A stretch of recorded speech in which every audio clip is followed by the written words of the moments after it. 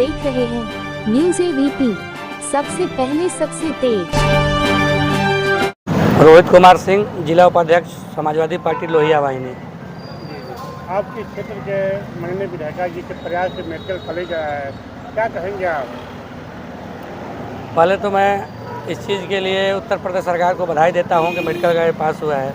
हम आप ही के माध्यम से पूछना चाहते हैं कि विधायिका जी का एक भी हमको वीडियो दिखाइए जो उन्होंने कभी मेडिकल कॉलेज की मांग की हो।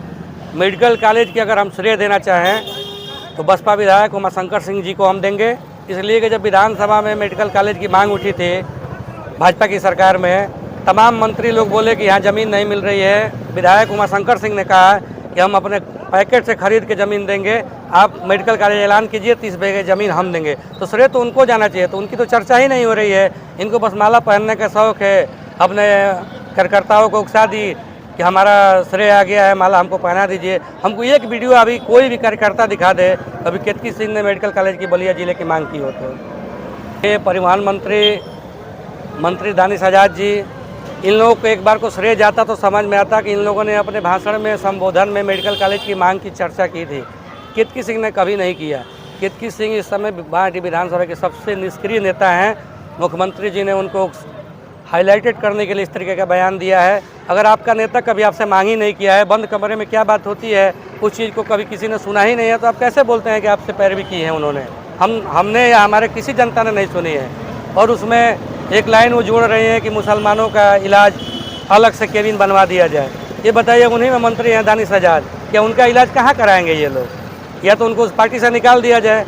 आप मुसलमानों का हितैषी भी बनते हैं और अलग से उनका काल कोठरी भी बनवाने का काम करते हैं, तो आप तो खुद ही इनको अलग करके चाहते हैं कि दो गुट बन के यहाँ चले।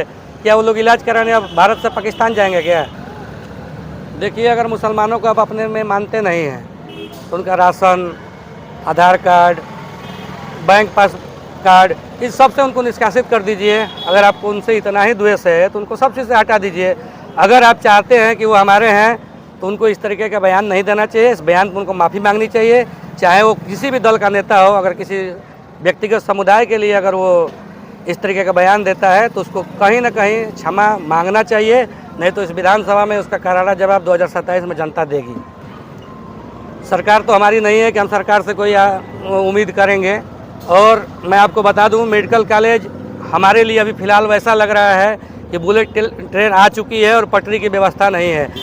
मैं अपने ज़िले की दुर्भाग्य कहता हूं कि अभी कुछ दिन पहले सुखपुरा में आंदोलन हुआ था हॉस्पिटल को लेके।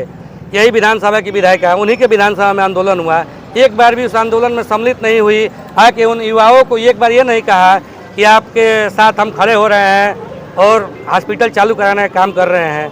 थाने में कोई अगर आप मेडिकल के लिए जाते हैं तो थाने से मेडिकल व्यवहार में लिखा जाता है, और बलिया ज़िले में उस कैदियों का मेडिकल नहीं होता है, उसके लिए मऊ और आजमगढ़ जाना पड़ता है।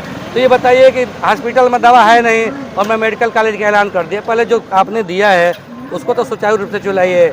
मैंने 20 बार सुखपुरा अस्पताल चालू कराने की मांग की है, एक बार भी विधायिका केतकी सिंह का कहीं बयान नहीं आया कि हाँ इसको सुचारू रूप से चालू कराया जाए। एक बार पहले उसको चालू करा लीजिए जो आपने व्यवस्था पहले से दी है।